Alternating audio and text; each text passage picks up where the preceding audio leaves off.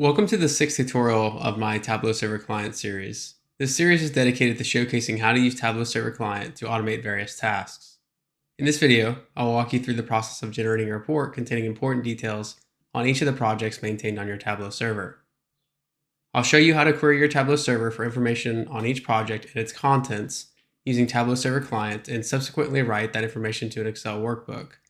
Before jumping into the coding aspect of this video, allow me to speak to this type of reports use cases. A projects report allows you to understand what your Tableau server looks like in terms of projects. It allows you to answer questions like, how many total projects does our Tableau server currently contain? How many projects are owned by each user?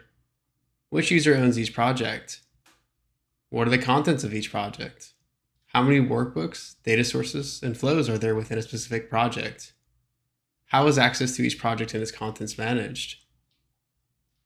Having briefly discussed the use cases, I will now jump over to Visual Studio Code to begin writing a script to generate a report on the projects maintained on my Tableau server. For this example, I am going to send a request to my Tableau server to provide a list of all projects existing on the server. After retrieving that list of project objects, I will start by creating a simple report that provides important details on each project. I'll then further develop the structure and contents of this report by incorporating what you learned in my previous video on generating a user's report to include each project owner's details within the report. At the end of this walkthrough, I will show you how to write the report to an Excel file for reporting and dissemination purposes. The first step I need to take is to configure my connection to the Tableau server. If you are unfamiliar with how to configure a connection to your Tableau server for authentication purposes, please watch video 2 of this series. In that video, I walk through connecting to Tableau server for the first time. I will also place the link to the video in the comments section.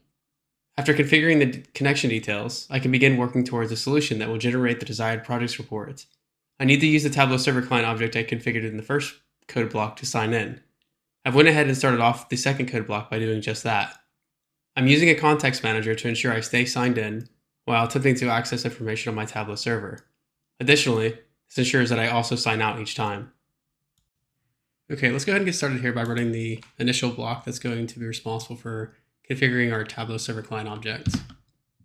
That ran successfully. So the next step we're going to take is we're going to access the projects endpoint. So what I'm going to do is I'm going to say projects is equal to project for project in tsc.pager server.projects.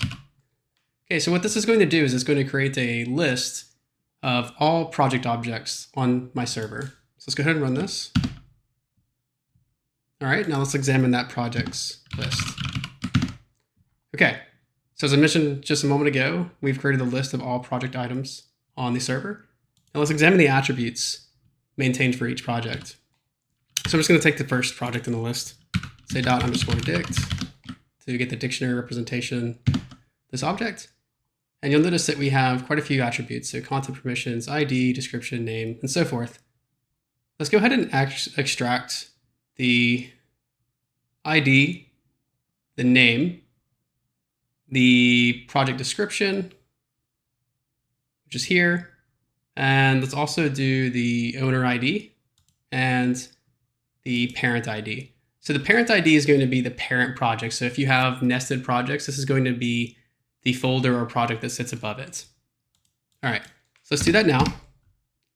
What I can do here is I can just go down here, and I'm going to do this outside of the context manager. So I'm going to say, let's do project info.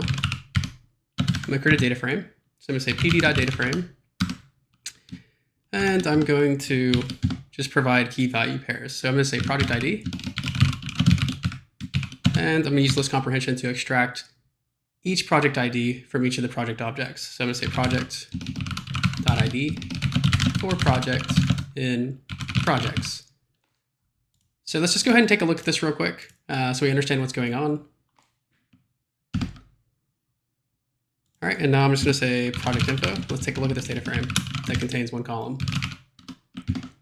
All right, so we have the project ID for each of those projects. And this is the unique identifier that you're going to be able to use to tie each project to, say, the objects that are within the project, right? So your data sources, workbooks, flows, things that also have a project ID value that are useful for lookup purposes. Okay, so let's continue with our data frame. What I'm going to do here is I'm going to copy and paste this, right? I'm just going to take this and copy and paste this a few times, once per attribute that I previously mentioned we're going to use.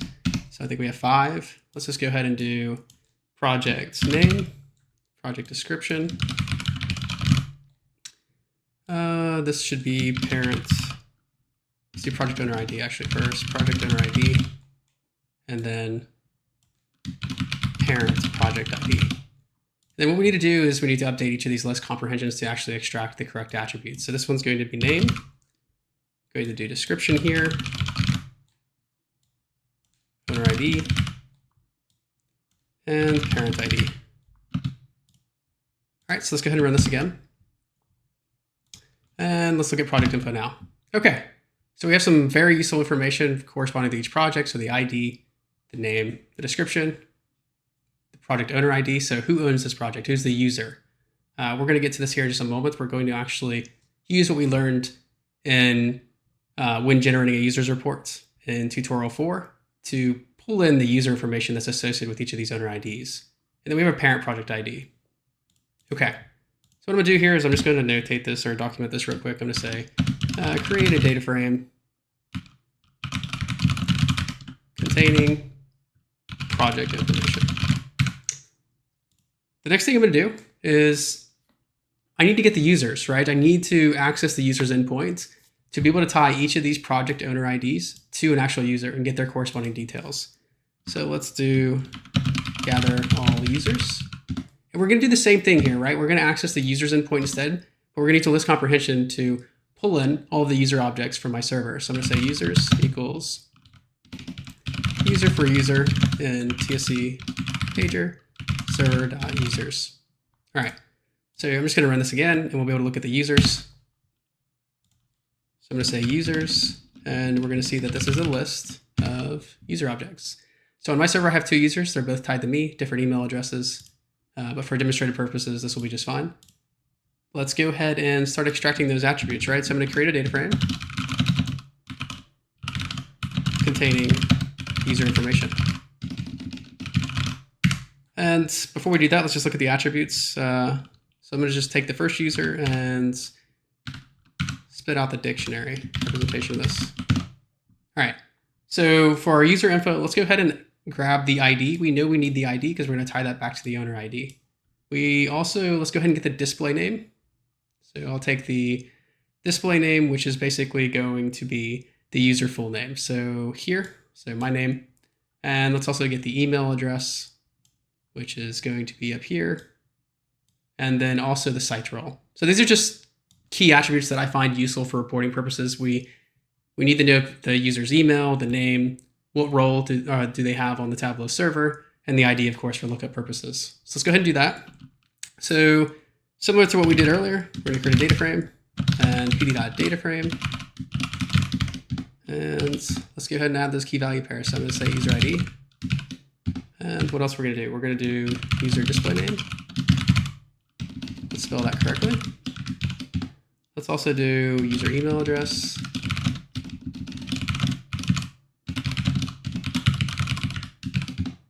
And user site role. And then what I'm going to do is let's just go ahead and do some list comprehension again to extract each of the user ID attributes from each user object and do the same thing for each of these attributes. So user ID, display name, email address, and site role. All right, so let's do user.id for user and users. And then let's go ahead and just put a comma here and copy and paste this for this demonstration here. So there we go. And then let's change out these attributes to extract the correct attributes. So I'm going to say full name. I'm going to say email. So that was, so email and full name. So I need to actually take out that space. And then site role. All right. So let's see, comma. Okay. And then there we go. And this actually, let's see, we have this right? Yes, okay. So let's go ahead and run this again. And then let's look at user info. So just like we did with the project data frame, let's look at the user data info data frame. All right, so for each user, we have the corresponding user ID, display name, email address, and site role. And what we're going to do is we're now going to bring these two data frames together because we want to be able to tie this user ID to any of the projects that have a matching project owner ID. And it's basically saying, hey, here's the user, here's their information, and here are the projects they own. Or the other way around, of course.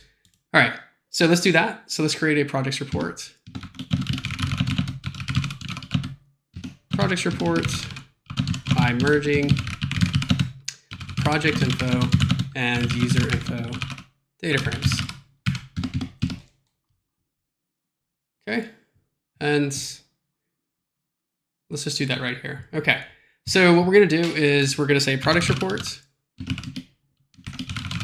is equal to, and what I'll do is I'll just make this formatted nicely. So let's do project info. So I have the data frame here. I'm going to reference that, and then I'm going to say .merge. And I'm going to say, how do I want to merge this? I'm going to say right. So what is my table on the right side? Which data frame am I merging with? So I'm going to merge with project info.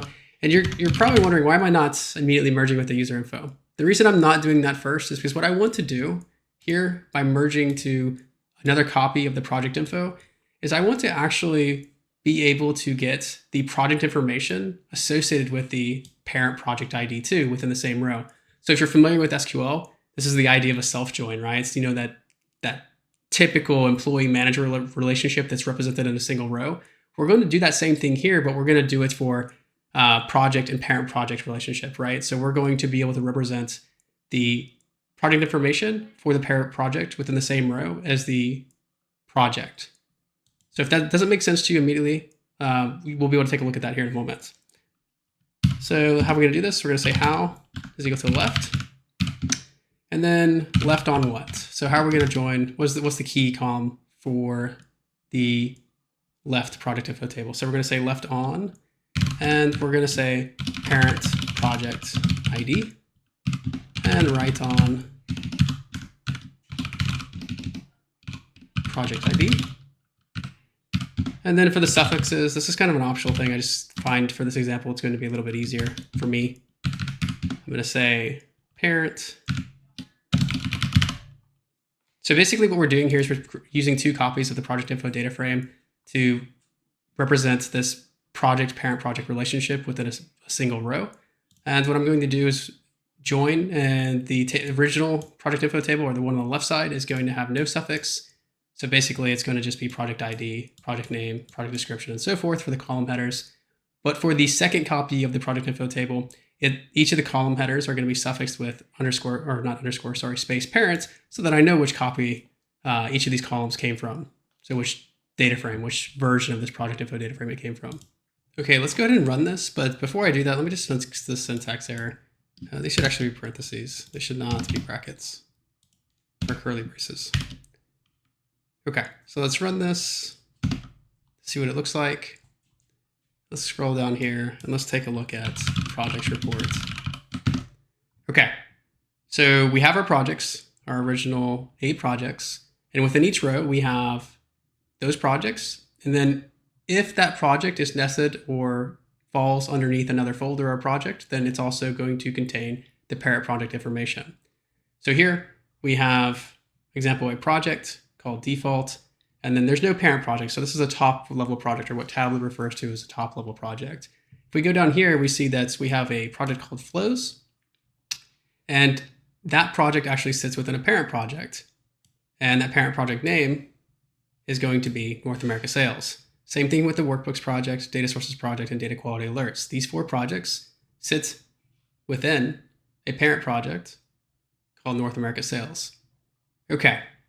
So we have the relationship, so the project parent project relationship captured within a single row. The next thing I want to do is, you'll notice that we have 2 copies of the same column. This is not entirely useful, right? So let's get rid of this stuff. So parent project ID. Let's also get rid of, yeah, we actually can get rid of both of these. So let's get rid of the parent project ID and the parent project ID parent, right? Because these are not adding any value. So let's do that now. And to do that, I'm just going to say, let's go back in here and continue to chain this. I'm going to say .drop, and I'm going to provide the columns I want to drop. So I'm going to say columns equals And let's do this. Just name out the column. So I'm going to say parent project ID. Actually, that should be parent project ID parent. And what else? Let's get rid of project ID parent, because these are redundant columns.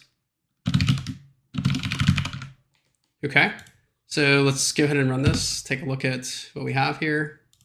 All right, so we have the expected outputs, and we're now not seeing those redundant columns, and we're providing no additional value.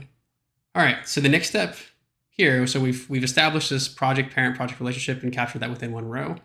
The next step is, let's go ahead and rename some of these columns so that they're more intuitive. So let's rename the project name parent to be parent project name, the project description parent to be parent project description, project owner ID parent to be parent project owner ID. So these are the columns that we retrieved from the second copy when we were establishing this parent and child relationship between the projects, so the project and the parent project.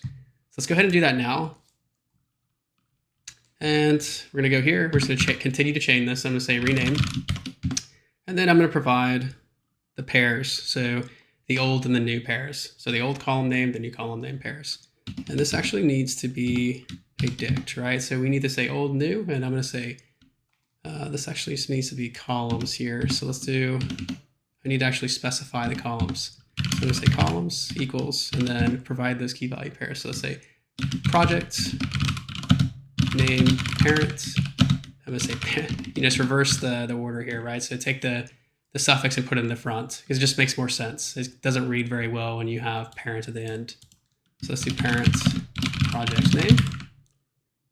And what we'll do is we'll just continue. So project description parent. And we're going to say parent project description. And the parent, so project owner ID, or sorry, project owner ID parent.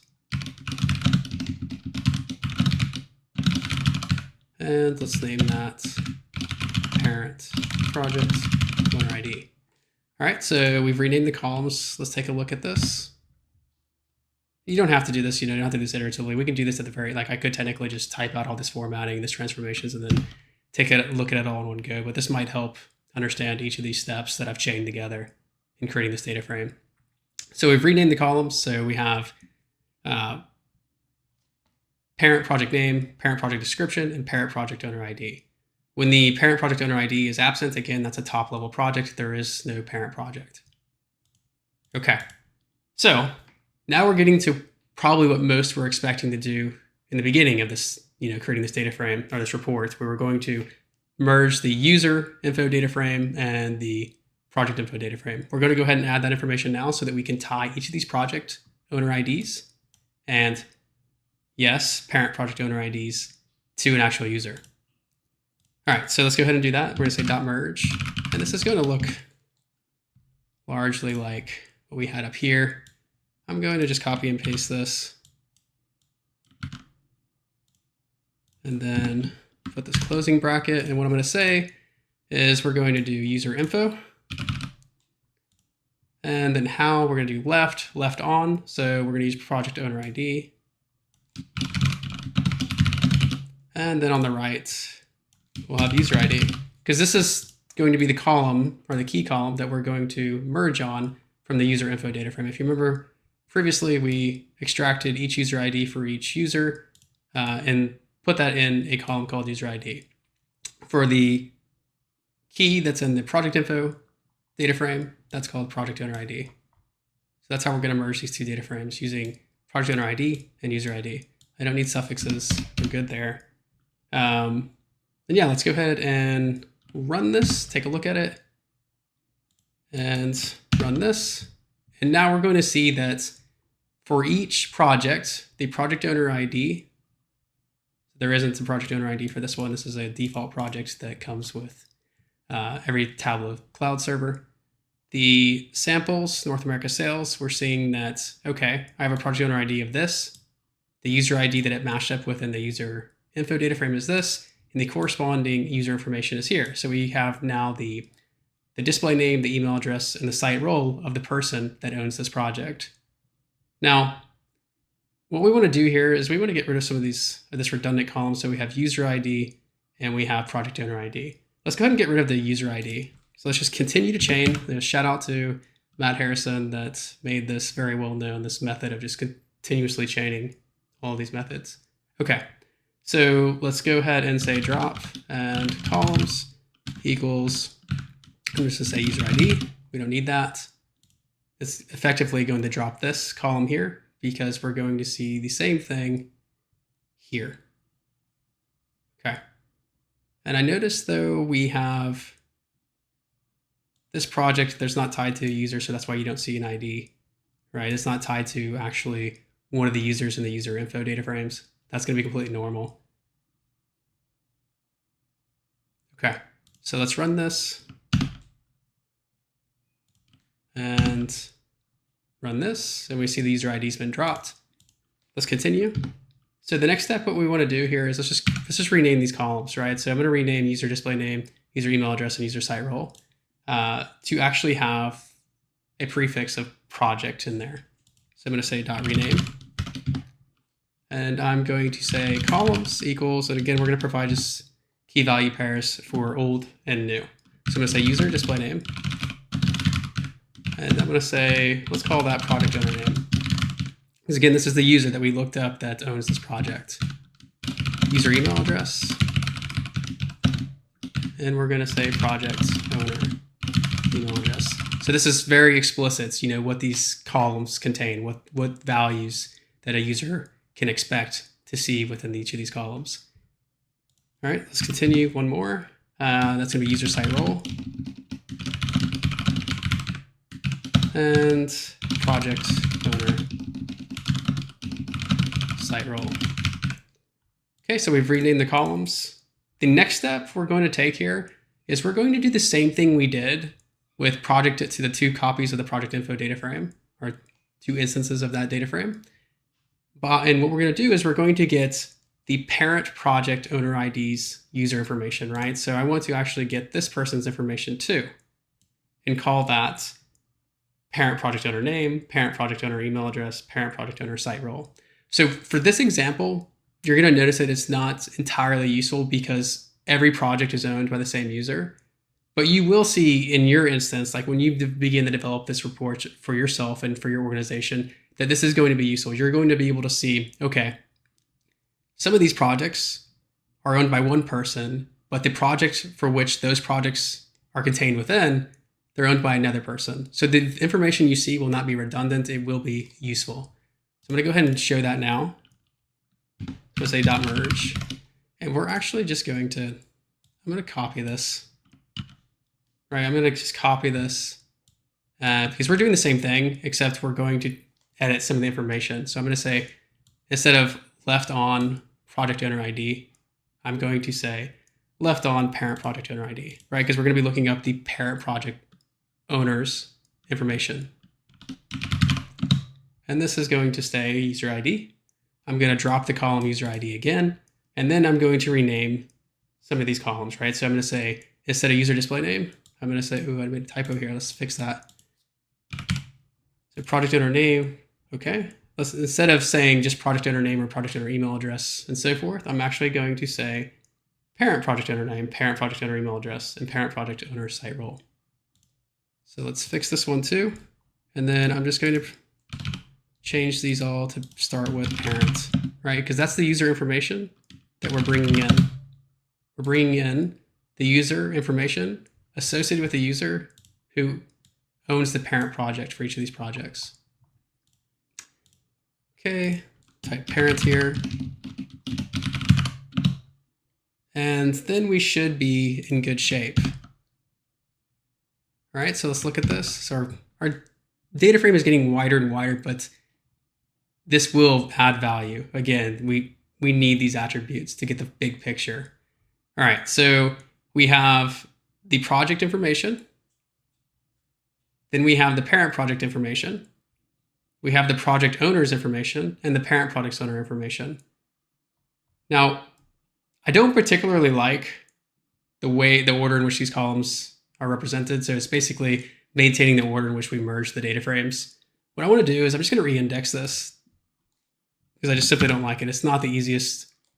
It's not in the easiest structure to actually consume from for reporting purposes. So let's just re-index this. What I mean by that is just reorder the columns. And this is going to be more or less a typing exercise for me. So let's say project ID, project name. So I'm going to put the columns that make sense to go together next to each other. Project description.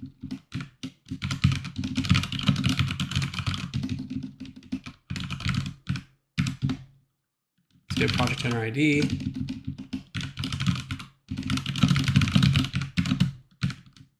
Project owner name.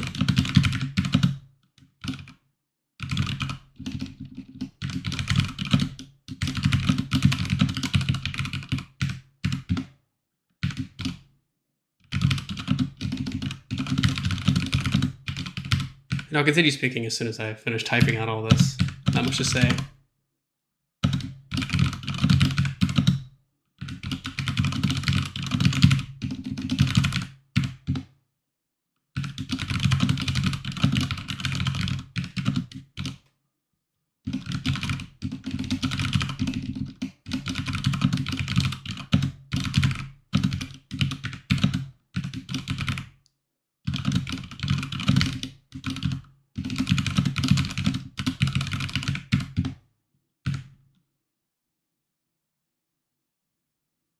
Did I put that? No, let's actually put the name here first. So parent project owner name. I need to actually be consistent in the way I order these. So this will be the email address. And parent project owner site role. Okay. So I've reordered the columns, and we're going to see that this just makes more sense, right? So we have the project information, followed by the project owner's information, followed by the parent project information, followed by the parent project owner's information. So they just make these columns make sense to be next to each other. And that's why I did this, right? I don't want everything spread out because people are going to have to scroll left and right. It's just too much cognitive effort for reporting purposes. Okay, so let's take a look at this. And there we are. So project information and parent project information, so forth. Okay, so this is our report, our projects report. Now, the last step we're going to do is we're going to write this to a data frame. So this sitting in my editor or IDE is not particularly useful to anyone but me, right? And it's not even too useful for me because I'm sitting here, scrolling through this. I would much rather have this in some, Tableau reporting some workbook, some view or dashboard, or even in an Excel workbook. Right now, what I'm going to do is I'm going to walk through writing this to an Excel workbook. So what we'll do here is we'll just say write path equals pathlib. So if you notice at the beginning of this video, I had imported pathlib, and this is why. Say pathlib dot path, and where are we going to write this to? So what I'm going to do is I'm going to copy this from my file system. I'm going to copy the directory that I want to write this to in instead of typing it. And we can use an F string here. So let's just do F that, and then I'm going to say projects report underscore. And then what I want to do here is I'm going to copy and paste a format model that I use to append the date and time for which this code was executed. In other words, when the report was generated. The reason I'm going to do that is because whenever I generate these reports, I don't just generate one, right? What I don't want to do is I don't want to overwrite the original report. And I want to be able to distinguish one report from another. So the easiest way to do that is to append the date and time for which the product report was generated. So let's go ahead and call this a projects report. And then I'm going to say F, and then I'm just going to copy and paste this format model that I use quite often.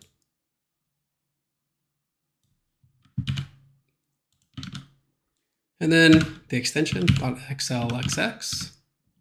And we should be good here. So this should be a valid path. I'm just going to go ahead and run it to make sure. Okay. And the next step is, well, let's use pandas to write this, right? So let's use, say, PD. And I use a context manager so I don't have to close the file. This will handle the opening and closing automatically. So pd.excelwriter. And then where are we writing it to? We're writing it to that path that we just created above as writer. And let's say projects reports dot to Excel writer object, and then the sheet name. Let's just say, let's say projects. All right, that makes sense. Let's call this sheets projects. And then index is equal to false. Okay, so why am I using index equal to false? This is an option or parameter that I always use. It's always going to be false for me.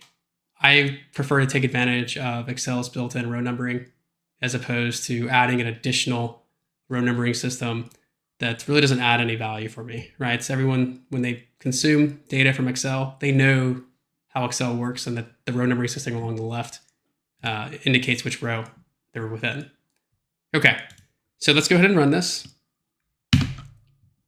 Okay, so I haven't made any mistakes. That's good. Now what I'm going to do is I'm going to open this file on my file system so we can take a look at what we've done. So we've written this to Excel, and here's our projects reports. Let me go ahead and expand this out very quickly so that we can see the column headers.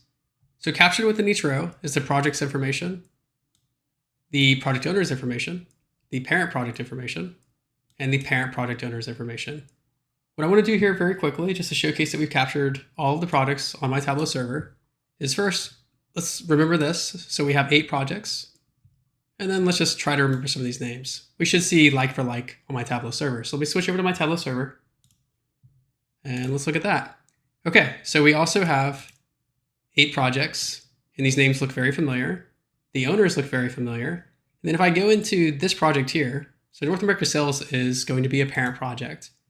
You'll notice that the parent project, North America Sales, is owned by me. There are 4 projects that sit underneath it, so child projects. We jump back over to Excel, showcase that. So we have North America Sales. We have these 4 child projects, and the parent project, let's scroll over, is North America Sales. That wraps up this video on generating a projects report. I hope you found this tutorial useful and can use the concepts I've covered to level up your ability to manage your own Tableau server through automation. If you enjoyed this video, then please like the video and subscribe to my channel for notifications on future videos. Thank you again, and see you next time.